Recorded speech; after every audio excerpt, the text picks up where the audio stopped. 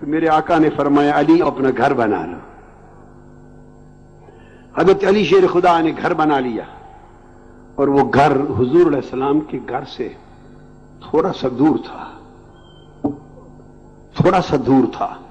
اب اتنا سا تو شہر مدینہ تھا سارا، اس شہر مدینہ کا کل رقبہ اگر جائزہ لیں تو شاید اس گراؤنڈ کے اس کونے سے لے کے اس آخری کونے سے بھی تھوڑا رقبہ تھا، بس کل شہر مدینہ کا۔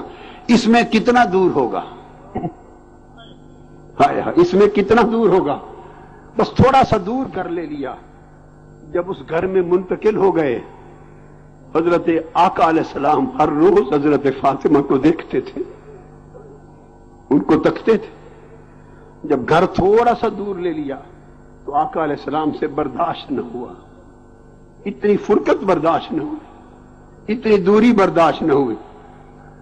اور جب تھوڑی دور ہو گئی تو حدیث میں آتا ہے کہ یہ دوری حضور علیہ السلام کے دل پر، قلب انور پہ شاخ گزری، آپ کو غم ہوا، دکھ سا ہونے لگا، اور دکھ ہونے لگا تو آپ نے اس کا اظہار کیا، فاطمہ ایسا نہیں ہو سکتا کہ گھر میرے قریب لے لو۔ قربان جائیں سید ہے کائنات،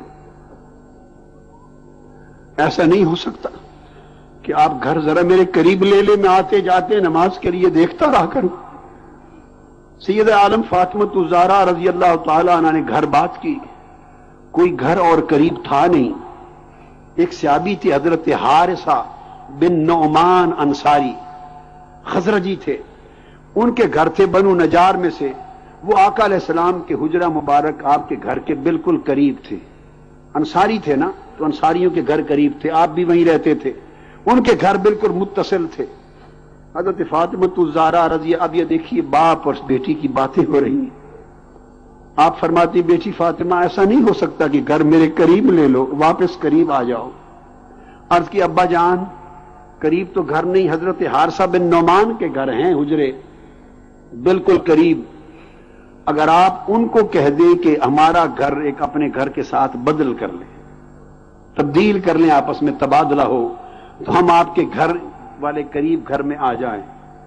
جب حضرت فاطمہ الزہرا نے عرض کیا تو آقا علیہ السلام نے فرمایا استحییت ان اکلم حارثہ، فاطمہ میں حارثہ سے یہ بات کیسے کروں، مجھے شرم آتی ہے۔ ہائے ہائے ہائے،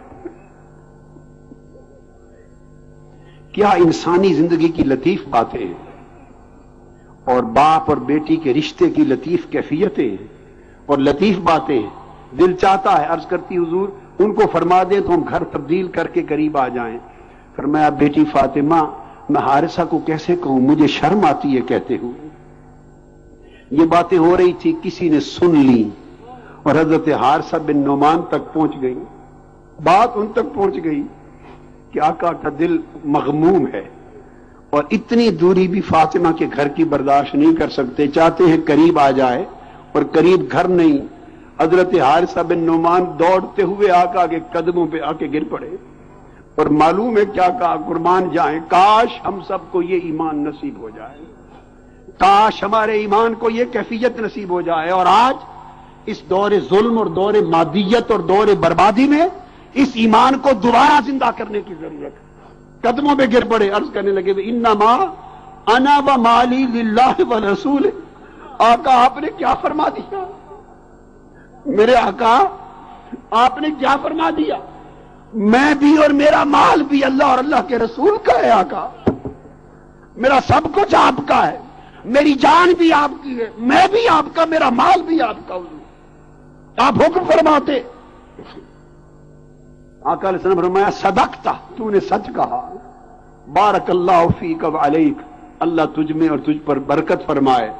بس اسی اتنی بات میں حضرت حارثہ دوڑے اور سیدنا مولا علی شیر خدا سے عرض کیا اور اپنا گھر تبدیل کر لیا، اور تبدیل کر کے جو آقا علیہ السلام کے گھر کے ساتھ متصل گھر تھا اس میں آ گئی۔ اور حدیث میں آتا ہے اتنا قریب تھا، پھر اس گھر کی خوبی کیا تھی، شروع سے تھی یا بنا دی گئی، شاید بنا دی گئی ہو، اس میں پھر ایک کھڑکی تھی، ادھر بھی کھڑکی تھی، سوراخ تھا، کھڑکی تھی، اس کھڑکی سے میرے آقا جاگ کر حضرت فاطمہ کو دیکھ